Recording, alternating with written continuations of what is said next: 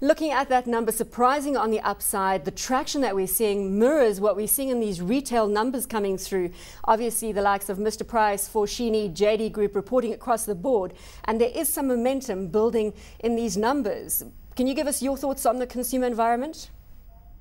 Well, certainly we think the consumer environment is turning out to be better than many had expected. I mean, yesterday we had the consumer confidence data for the fourth quarter, which was at plus 14, so very high, particularly given the ongoing job losses. So it's not really a World Cup story only.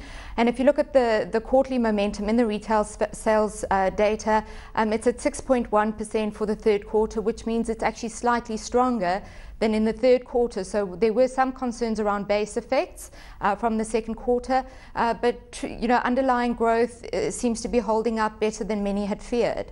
Obviously, all eyes on the MPC tomorrow and the interest rate decision. Any chance that the South African Reserve Bank is going to surprise the market at this stage? We know the market has largely factored in the fact that we're going to see a 50 basis point cut tomorrow. Well, our view is that they will actually surprise the market and keep rates unchanged at 6%. So we are in the ever-shrinking minority on that front. Looking at January, Carmen, do you think that then there's potential to cut, or do you think that this is the end of the interest rate cutting cycle? One should never say never and never call the end, given the uncertainties worldwide with disinflation fears, etc. But we certainly think that there is a greater chance for a January rate cut than there is for tomorrow.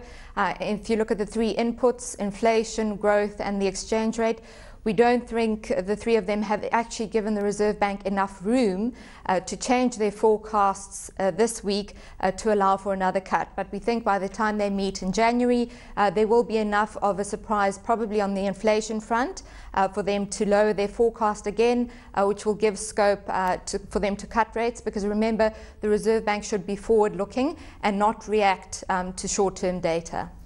Annabelle Bishop, Group Economist at Investec, is out there at the moment saying they should cut perhaps by 2%, shock the market into some action in line with what we're seeing from other emerging markets, the likes of India, Thailand, Brazil, all intervening in their currency, and that could potentially have some effect on the stubbornly strong South African rand.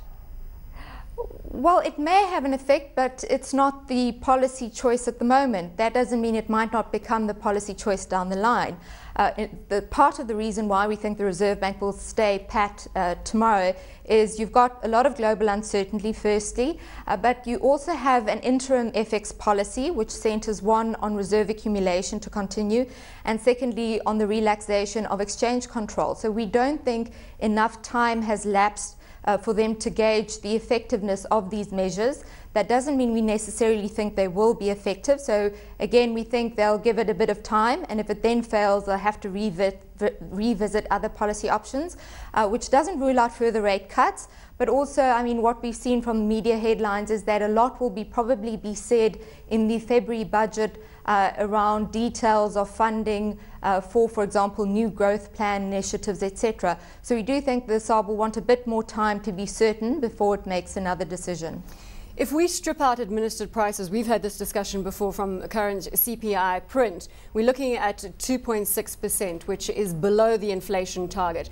Now, I'm not sure if that is a realistic thing to do, but economists are throwing that number out here.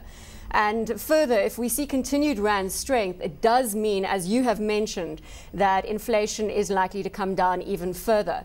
What are your forecasts on this rand? A number of economists revising their year-end forecast to around about 680 on dollar rand, and then into the second half of 2011 ticking back up to 750 on dollar rand as a result of the current account deficit putting pressure on the local unit. Well, in terms of our rand forecast, we have it at 7 at the end of this year, 775 at the end of next year. So not too different from what you're highlighting around the consensus shift. But in terms of meaningful further disinflation that's related to the current level of the rand, then we're talking about, inflation being lower in the fourth quarter of next year. I mean, the near-term disinflation that we'll see is related to historical rand appreciation. So, 2-3 quarters ago, not really the current level. So we do agree there is significant downside risk to the inflation numbers. But if you look at some of the other exogenous factors, Maize prices are 30% higher than they were in June. The oil price is 15% higher than it was at the September meeting. So the rand, I think, will be the dominant factor. But again, I think the SARB will want to have clarity. If you talk about stripping out administered prices, the point is they target headline inflation, and headline inflation is admittedly very low. The view from the SARB is that the 3.2 is the low point, and that will start rising. I think the degree of acceleration is what will determine whether we get another cut, and our view is that it will pick up only very, very slowly, which would actually allow the Reserve Bank to cut again, but just not tomorrow.